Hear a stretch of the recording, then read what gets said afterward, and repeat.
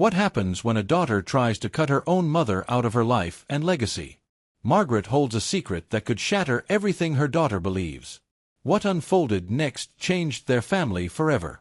Margaret had always been a careful mother, some would say too careful, but only because they never saw the storms she'd weathered. Now, as the gray clouds pressed close against her living room window, she found herself studying the house with fresh eyes. The ticking grandfather clock, the embroidered cushions on her old sofa, even the chipped family photos on the mantel, all seemed to hum with memories, echoes of laughter, arguments, and so many, many years of hard-won love. But this afternoon, the air was heavy with something else. Something colder. Margaret sat rigidly in her armchair, clutching a mug of tea that had long since cooled. The phone call from her daughter, Janet, still rang in her ears. "Mom, we need to talk about your finances. It's time to set some boundaries. You're not getting any younger, and I have my own family to think about." The words had not been cruel, but they'd been sharp, so sharp that Margaret felt them slicing through the years of motherly sacrifice and leaving her raw. She could barely sleep the night before, replaying Janet's tone, her clipped, businesslike phrases. Margaret had expected compassion, perhaps even concern. What she heard was something entirely different, a cold, clinical detachment. And now, the doorbell rang. Margaret set down her mug and forced herself to stand, squaring her shoulders. She had always met life's challenges head-on. Today would be no different. Janet was already letting herself in, jangling her keys like she owned the place, her lips pinched in determination. "Hi, Mom. I hope you made us some tea," Janet said, barely glancing at her mother as she set her bag on the table. Her eyes darted around, scanning the living room as though she was already rearranging it in her mind. Margaret nodded. "Yes, dear, there's some on the stove. Sit, if you'd like." But Janet was restless.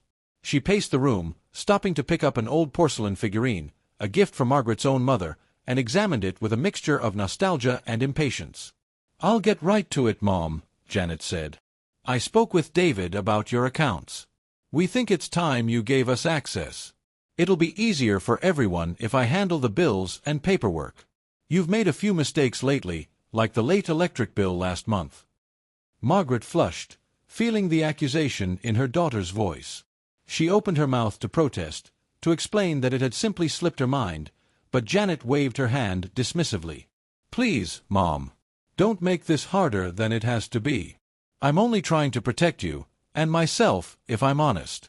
I can't keep coming over here to sort out your messes. You're still sharp, but it's just time." Margaret saw it all clearly now, the impatience, the hunger for control, the way Janet looked at her not as a mother, but as a burden. She felt herself shrink inside, and yet, somewhere deep, a stubborn fire sparked. She wouldn't let herself be swept aside so easily. The conversation dragged on, Janet growing more insistent, Margaret more resolute. The afternoon darkened, thunder growling outside, echoing the rising tension inside. At last, Janet produced a stack of papers, a power of attorney form, a list of Margaret's accounts, a pen. She laid them out on the coffee table, smiling a cold, businesslike smile. "Just sign these, Mom. I promise you'll thank me." Margaret studied her daughter's face, the hardness there, the calculation. She remembered when Janet was a girl, all curls and scraped knees, running to her for comfort. Where had that child gone? Was she standing here now, hidden behind this new, unrecognizable adult? Taking a steadying breath, Margaret reached for the papers, her hands trembling. She glanced at the pen, the forms, then up at Janet, who stood over her, arms crossed, eyes unyielding. "Janet, I need to think about this," Margaret said quietly. "It's a big decision." Janet sighed dramatically, rolling her eyes. "Fine. But don't take too long, Mom. I have a life to live, you know. And you can't keep holding on to everything forever." Margaret watched her daughter gather her bag and storm out, slamming the door behind her. Only when the house was silent again did Margaret let her mask drop, her shoulders sagging with the weight of what had just happened. But as she sat back down, the old fire began to blaze within her. She looked toward the small safe in her bedroom closet, the one nobody else knew about. And she remembered, with a flicker of secret satisfaction, the documents she'd carefully preserved there, locked away for just such a day. The rain drummed harder on the roof. Margaret smiled, just a little, and poured herself a fresh cup of tea. Margaret awoke the next morning to a sharp knock on her door. She took a deep breath, steeling herself for another round with Janet. But when she opened it, she found her neighbor, Mrs. Howard, holding out a basket of scones. "I heard your daughter came by yesterday," Mrs. Howard said with a knowing look. "Everything all right, love?" Margaret hesitated, but then nodded. "Oh, the usual. She's worried about me. Wants to take over." Mrs. Howard smiled sympathetically. Children. They never see what's right in front of them. The truth was, Margaret's mind was still racing with the events of the day before. Janet's words echoed relentlessly, "You can't keep holding on to everything forever." Margaret moved through the morning on autopilot. She watered her plants, called the pharmacy to refill her prescription, fed her cat, Winston. But her eyes kept wandering to the closet where her safe sat, hidden beneath a stack of old blankets and a box of forgotten Christmas ornaments. After lunch, she finally gave in. With trembling hands, she opened the closet and bent down, pulling out the heavy safe. The combination still came to her effortlessly.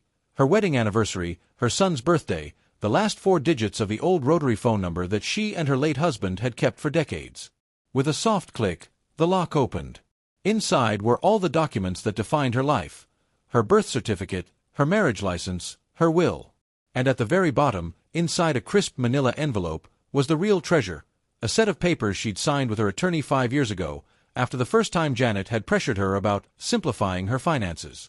It was a document Margaret's husband had drawn up before he died, a living trust, placing the house and a portion of her investments beyond the reach of anyone but Margaret herself.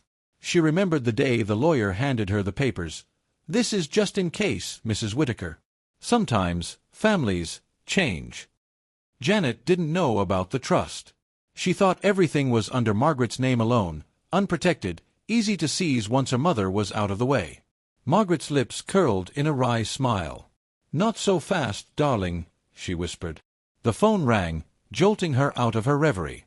It was her granddaughter, Chloe. "Hi, Grandma. Mom says you're not feeling well and might need help managing things. Are you okay?" Margaret softened at the sound of Chloe's voice, sweet, concerned, still untouched by the hard edges that had crept into her mother. "I'm fine, sweetheart. Just a bit tired. I'm glad you called." They chatted about Chloe's university classes, her upcoming dance recital, and Margaret listened intently, holding back tears. Her family was pulling away, but some ties still held. That afternoon, Margaret decided she wouldn't be caught off guard again. She gathered the documents from her safe and drove to her old friend Robert's law office. Robert had been a trusted confidant for years, sharp, discreet, and unfailingly loyal. Robert looked up as she entered, concern flickering in his eyes. "Margaret, is everything all right?" She placed the trust documents on his desk. "Janet is pushing. She wants power of attorney. I want to make sure I still have control, Robert." He scanned the papers and nodded approvingly. "You're secure, Margaret. This trust can't be touched unless you want it to be. Your daughter might be in for a surprise." Margaret smiled, feeling a surge of relief and confidence. "That's what I wanted to hear. Thank you, Robert. I just need to be ready for whatever Janet tries next." She left the office feeling stronger, her steps firmer than they had been in weeks. As she passed the bakery, she decided to treat herself to a tart. Why not? She was still the mistress of her own life, no matter what anyone else thought. Back home, Margaret sat at her kitchen table, savoring the tart and listening to the rain against the window. Her phone buzzed, a text from Janet. "Have you thought about what we discussed?" "Don't make this difficult, Mom." Margaret typed back, "I'll let you know when I'm ready." Then she set her phone aside, her mind whirring with possibilities. Janet might think she held all the cards, but Margaret knew better. The real power was hidden, quietly waiting for the right moment. And Margaret had learned, over a long and complicated life, that patience was her greatest weapon. She folded the trust documents neatly and slid them back into the safe, humming to herself. Whatever her daughter planned, Margaret would be ready, because sometimes the strongest webs are the ones no one sees until they're trapped. Margaret's resolve was tested sooner than she expected. The next weekend, Janet arrived unannounced, her demeanor even sharper than before. She swept into the house with a gust of cold air, barely pausing to remove her coat. "I brought David," Janet announced, gesturing over her shoulder as her husband followed her in, his face creased with discomfort. David was usually a peacemaker, but today he offered Margaret only a sheepish nod, keeping his gaze fixed on the floor. Margaret offered them tea, as always, but Janet declined. "We need to go over the bills," she said brusquely. "I noticed you've been making a lot of trips to the bank, and your spending is odd." She pulled out a manila folder, thick with printouts. Margaret's mind raced. She'd expected Janet to be pushy, but this was an outright intervention. Still, she kept her tone measured. "I'm managing, Janet. You don't need to worry." But Janet pushed on. "You're not as young as you think, Mom. I want to look after your best interests. I've already spoken to Chloe. She's concerned, too." Margaret's heart skipped. She trusted her granddaughter, but she knew Janet could twist words and worries into weapons. She pressed her hands together, calm. "I appreciate your concern. But I'm not ready to hand everything over." David cleared his throat. "Janet just wants what's best, Margaret. Maybe if you show us your paperwork, let us see that everything's in order, it will put her mind at ease." Margaret looked at her son-in-law, then at Janet, whose eyes blazed with impatience. She stood, drawing herself up to her full height. "This is still my home. I won't be bullied or rushed." Janet's voice rose. "This isn't bullying. This is responsibility. Do you want something to happen, and no one to know how to help you?" Margaret shook her head, her voice calm but edged with steel. "You're not here to help. You're here to control. There's a difference." Janet's lips tightened. "Fine. If you want to make this difficult, I'll do what I have to. I'll go to the bank myself. I'll call your doctor if I have to. I'll make sure the authorities know you're acting irrationally." David shifted, uneasy, but did not protest. Margaret realized this was no longer about care or love, it was about power. She felt the weight of her years, but also the solid comfort of her own planning. "You do what you feel is necessary, Janet." "I know what I'm doing." The rest of the visit was tense, with Janet stalking through the house, taking inventory, opening drawers, peering into cupboards.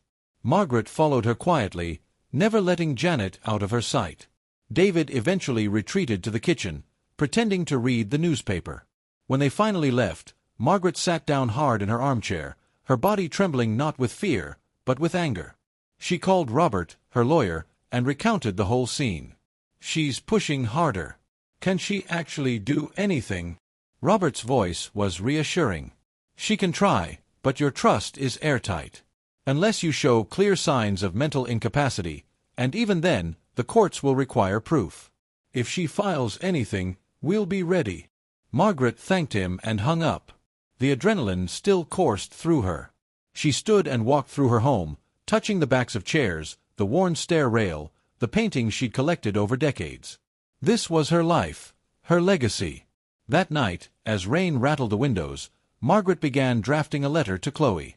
She wanted her granddaughter to know her side of things, to hear her voice, not Janet's version. She described her independence, her careful planning, her desire to remain in control. She added, almost as an afterthought, "We all have secrets, Chloe. Even your mother. And sometimes, the one who seems weakest is the one holding the strongest hand." The words felt like a promise. Margaret sealed the letter and tucked it away, determined to deliver it soon. As she drifted off to sleep, Margaret no longer felt powerless. Janet had come in with threats and demands, but Margaret still had the upper hand, quiet, hidden, but unbreakable. The game was changing, and she was more ready than her daughter could ever guess. Margaret spent the next week on high alert.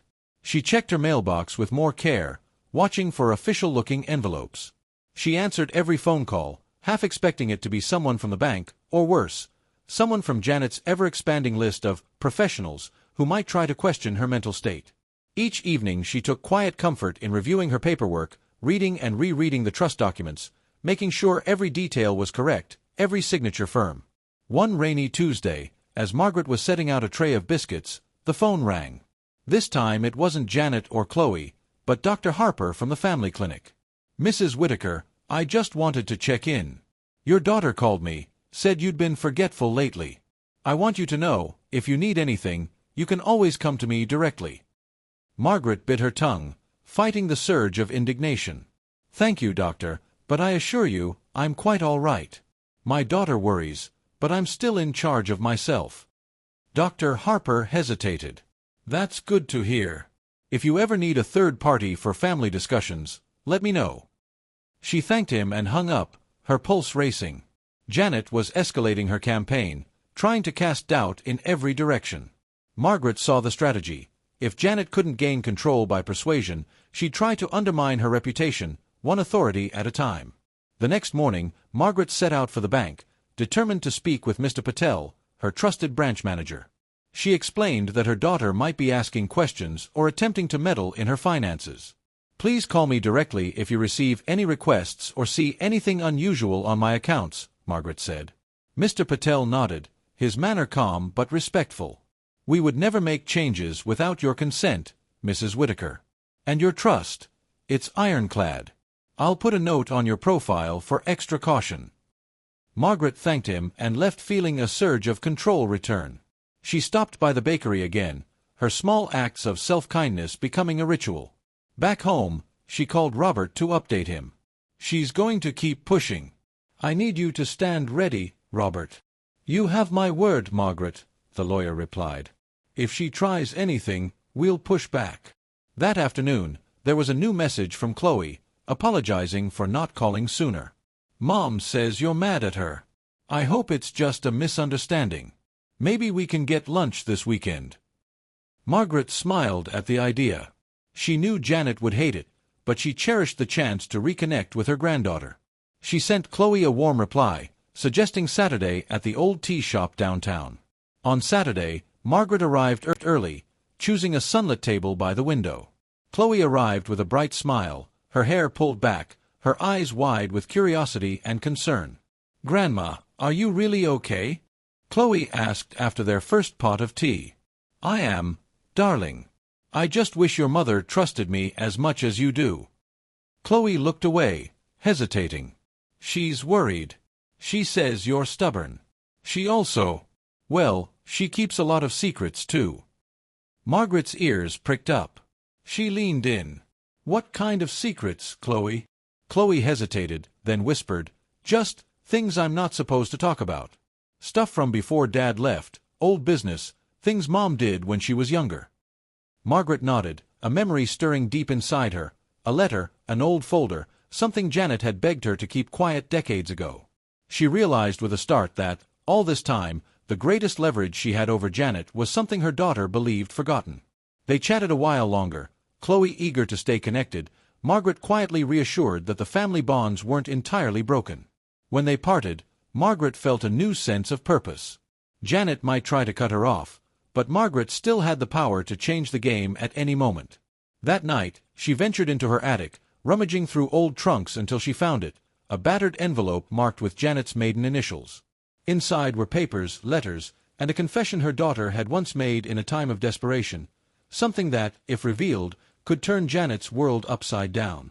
Margaret sat on the attic floor, her hands trembling not with fear, but with the thrill of agency. She wasn't just defending herself anymore. She was ready, at last, to wield the secret she'd kept for so long. The attic was chilly, dust motes swirling in the slanted sunlight, but Margaret felt a strange comfort as she sifted through the battered envelope. It was exactly as she remembered, Janet's handwriting, shaky with panic, on the outside, "For Mother, keep safe." Margaret opened the envelope carefully, the brittle paper threatening to tear. Inside was the secret that had bound them together all these years. The first page was a letter Janet had written as a teenager, apologizing for something she'd hidden from her father and begging Margaret not to tell. There were bank slips, evidence of a loan Janet had forged Margaret's name to, years ago, to get out of a mess. Margaret had quietly repaid the debt and never breathed a word to anyone. There were also love letters, faded and tear-stained, from a man Margaret knew Janet's husband David would never have forgiven if he'd discovered their existence. Margaret reread the documents, her heart pounding. She had not thought about these things in decades, but now she understood their power. Janet had always counted on Margaret's silence, never imagining her mother would need to use the past to defend herself. She replaced everything in the envelope and locked it in her desk drawer. That night, as she prepared for bed, Margaret found herself rehearsing words in her mind, ways she might remind Janet of her own vulnerability if things grew any worse. The next morning, the phone rang. It was Janet, her voice tense. "Mom, did you go to the bank yesterday? Mr. Patel called me. He said you put a security notice on your account." Margaret was ready. "Yes, Janet, I did. I have every right to protect myself and my affairs. I appreciate your concern, but this is my life." There was a pause on the other end. Janet's frustration was palpable. "You're making this much harder than it needs to be. I'm just trying to help you, but you keep pushing me away." "Help is not the same as control," Margaret replied evenly. "And you and I both know that secrets go both ways." There was a long, frozen silence. Margaret let the words hang in the air. Finally, Janet spoke, her tone unsteady. "What are you talking about?" "Just that I remember everything, Janet. I've always kept your confidences, but please don't push me into a corner." Janet sounded suddenly younger, uncertain. "You wouldn't. You promised." Margaret softened, but only a little. "I did promise. And I haven't forgotten. I just want to be treated with respect, Janet. That's all."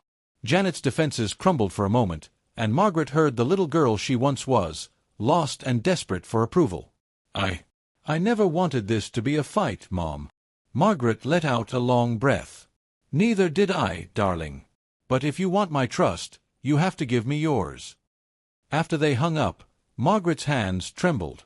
It was the first time in years she'd confronted Janet so directly, and she wasn't sure what would come next. Would her daughter back down, or strike harder? Margaret suspected both outcomes were possible. She called Robert, her lawyer, to update him on the situation and the existence of the envelope. "If anything happens, or if Janet tries to challenge my competence, you know what to do." "Absolutely, Margaret," Robert said. "You're in good hands." That afternoon, Margaret found herself at the local park, watching children play. She remembered Janet as a girl, so full of life, so eager for adventure. Where had that joy gone? Was it hidden beneath all her adult fears, or had Margaret's own sternness pushed Janet to become so guarded? A familiar voice interrupted her thoughts. It was Mrs. Howard, walking her dog. "You look deep in thought, Margaret. Everything all right?" Margaret managed a small smile. "Family never gets easier, does it?" Mrs. Howard chuckled. "No, but it's never too late to remind them who you are." Margaret nodded, feeling her resolve settle like an anchor in her chest. She would not let herself be erased, not by Janet's ambitions, not by fear. She would stand her ground, and if it took the threat of revealing the past to hold on to her dignity, then so be it. As dusk settled, Margaret walked home through the lengthening shadows, determined and unbowed. The secret she had protected for so long was no longer a burden, but a shield. And for the first time in weeks, she slept soundly, the envelope locked away, and her spirit newly free. Margaret spent the next few days with a mixture of caution and anticipation. She went about her daily routines, baking a batch of scones for Mrs. Howard, trimming the roses along her porch, and exchanging a few warm texts with Chloe. She still felt the sting of her daughter's maneuvering, but the memory of their last conversation, the first real moment of power Margaret had asserted, left her feeling strangely invigorated. Late Thursday afternoon, just as Margaret was settling down with a library book and a cup of chamomile, she heard the rumble of a car in the driveway. She peered through the curtains and recognized Janet's silver sedan, pulling up with unnecessary force. Margaret took a steadying breath, smoothed her skirt, and unlocked the door before Janet could knock. Janet entered with barely a greeting, moving through the house as if she were taking inventory. "I see you've had visitors," she remarked, noting the extra cups in the sink. "Mrs. Howard stopped by, and Chloe called," Margaret replied evenly, following her daughter's every move. Janet went straight to the point. "Mom, I want to be sure you're not being influenced by anyone. I know you talked to the bank.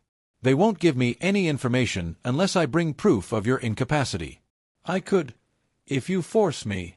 Her eyes flashed, a mixture of anxiety and stubbornness. Margaret met her gaze, unwavering. "I'm capable, Janet. You know that. I'm not signing away my life just because you want it neat and tidy. Janet threw her hands up. You're being unreasonable. This isn't just about money. If you mess something up, it could affect all of us. What if something happens to you? Margaret's expression softened, just a touch. I've planned for every possibility. And I expect you to honor my wishes, Janet. The conversation teetered between accusation and plea. Janet paced the kitchen, pressing for details, asking about medications, about the will, about Margaret's friendship with Robert the lawyer. Margaret listened, answering only what she chose, never offering more than was necessary. At last, Janet sat across from her, exhaustion replacing anger. I'm scared, Mom. I feel like I'm losing you and you won't let me help. Margaret sighed. What you call help feels like control. And that's not the same thing. A silence settled over the room, heavy but honest. Janet's eyes brimmed with tears. You always kept things from me, didn't you? Even as a kid, I knew there were secrets. Margaret met her eyes. We all have things we regret, Janet. You, me, everyone. The only difference is how we live with them.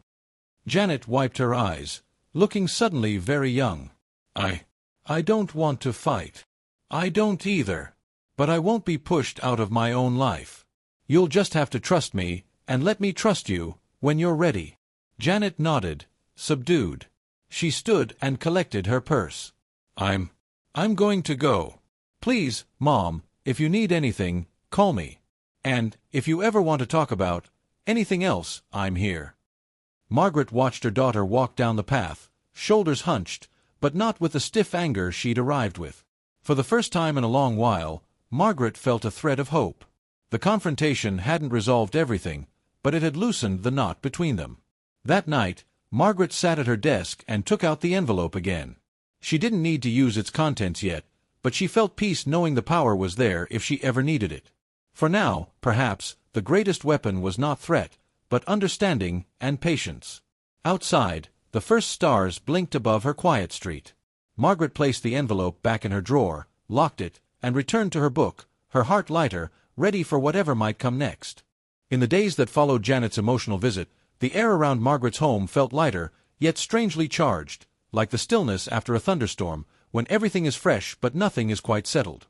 Margaret resumed her usual routines but noticed Janet was reaching out more, her messages softer, tinged with apology rather than accusation. One afternoon, Margaret's phone buzzed with an unexpected call from Chloe. Her granddaughter's voice was bright, but beneath it, Margaret heard anxiety. "Grandma, can I come over for dinner? Mom's been a mess, and I think she needs some time to herself." Margaret's heart lifted. "Of course, darling. I'd love the company." When Chloe arrived that evening, she carried a bouquet of wildflowers and a tin of homemade cookies. They set the table together and talked about university, about Chloe's friends and her dreams. But as they ate, the conversation inevitably drifted back to Janet. "Mom says you're angry with her, that you're hiding things," Chloe said carefully, watching Margaret's reaction. "She's scared, Grandma. I've never seen her like this." Margaret took her granddaughter's hand. "Families get tangled, Chloe. Your mother and we've both made mistakes. But I love her. I love you both. I just want us to respect each other." Chloe nodded, then hesitated. "Can I ask you something? Mom always said you kept her secrets, even from Grandpa. Was that true?" Margaret smiled gently. "Everyone has secrets, sweetheart. Sometimes we keep them to protect people, sometimes out of fear, and sometimes because we think it's best. The trick is knowing when to let them go." After dinner, Chloe asked to see old family photos. Margaret led her up to the attic, and together they sorted through albums, weddings, Christmases, birthdays, and ordinary days. Chloe laughed at her mother's childhood haircuts, at her own baby pictures, and for a moment, the generational gaps vanished. As they dug deeper, Chloe found the battered envelope with Janet's initials. She turned it over in her hands, curiosity flickering across her face. "What's this?" Margaret paused. She considered, then said, "That's your mother's story, not mine to tell. But one day, if she wants you to know, she'll share it herself." Chloe respected the answer, though she looked at her grandmother with newfound appreciation. "You're stronger than I realized, Grandma." Margaret squeezed her hand. Sometimes strength is just waiting for the right moment. That night, after Chloe left, Margaret reflected on the invisible threads binding her family, threads of love, disappointment, secrets, and forgiveness. She realized she'd spent so long guarding Janet's secret, she'd forgotten how to let her daughter be flawed and human, too. The next morning, a letter arrived. It was from Janet. The handwriting was hurried but unmistakably hers. "Mom, I'm sorry for pushing you. I was scared, of losing you, of not knowing what to do if something happened. I see now that I hurt you more by trying to take control. I want to do better. Please forgive me. I love you. Janet." Margaret read it twice, tears pricking her eyes. The knot between them, once so tight, had loosened. She reached for her stationery and began her reply, her words slow and deliberate, each one chosen with care. "Janet, you have always been my daughter, and I have always been your mother. I forgive you. I only ever wanted your respect, not your protection. Let's start over, with honesty, not secrets. I'm here when you're ready. Love, Mom." With the letter sealed and ready to post, Margaret felt as if a weight had been lifted. There was work to be done, years of hurt and misunderstanding to mend, but for the first time, she believed healing was truly possible. The envelope of secrets stayed locked away, now less a weapon and more a silent witness to how far they'd come, and how much further they could go. Spring arrived early that year, painting Margaret's neighborhood in shades of green and gold. The first warmth in the air drew Margaret onto her porch, where she watched neighbors walk their dogs and children dash through puddles left by April's rain. She sipped her tea, the lightness in her heart almost unfamiliar, a peace hard-won and well-earned. A week after the exchange of letters, Janet appeared on Margaret's doorstep again, this time without warning and without her usual armor. There was no folder in her hands, no business in her voice. She knocked, uncertain, and when Margaret opened the door, Janet managed a tentative smile. "Can I come in?" she asked. Margaret stepped aside. "Of course, dear." Janet settled on the sofa, her shoulders slumped but her face softer than Margaret had seen in years. For a long moment, mother and daughter sat in silence, the weight of old arguments and unsaid words lingering between them. Finally, Janet spoke. "I read your letter 3 times. I'm sorry, Mom. I forgot how much I relied on you. I let my fears turn into anger. And I let the past come between us." Margaret placed her hand gently over Janet's. "We all make mistakes. What matters is that we find our way back." Tears welled in Janet's eyes. "I want to try. I want to be part of your life, not control it." Margaret nodded, her own eyes shimmering. "Then let's move forward. No more secrets, just honesty and patience." They talked for hours, sometimes quietly, sometimes with laughter, sometimes with tears. Janet told Margaret about the pressures of her own life, her regrets, her hopes for Chloe and herself. Margaret listened, sharing her own fears of growing old, of losing control, and of holding on to the past for too long. When Chloe arrived later that day, she found her mother and grandmother sitting together, tea growing cold on the table, a photo album open between them. For the first time in ages, the air in the house was filled with something gentle and new, a sense of real belonging. As the weeks passed, their family bond grew stronger. Janet no longer demanded access or control, but helped with groceries, garden work, and cheerful company. Margaret, in turn, involved Janet and Chloe in her plans, even showing them where important documents were kept, no longer hidden, but shared as a gesture of trust. Margaret's friendship with Mrs. Howard deepened, and she became something of a quiet legend in the neighborhood, the mother who stood her ground, but forgave as fiercely as she fought. She gave a little more, asked for a little more, and found joy in letting others help. The battered envelope, with its collection of old secrets, remained locked away in the desk, a symbol not of leverage, but of a chapter closed. Margaret knew she could destroy it now if she wished. The need to threaten, to defend herself with shadows, was gone. One bright afternoon, as she and Janet tended the rose bushes together, Janet looked up and said, "You always were stronger than I realized, Mom." Margaret smiled, a quiet pride filling her. Sometimes, the strongest thing you can do is forgive, and let yourself be seen. The two women worked side by side in the garden, hands muddy and hearts light, planting the seeds of a new beginning. As dusk fell and the air grew cool, Margaret glanced at her daughter and granddaughter, laughter ringing through the garden, and felt certain that, no matter what storms might come, her family's love and respect would endure. And for Margaret, that was all the power she would ever need.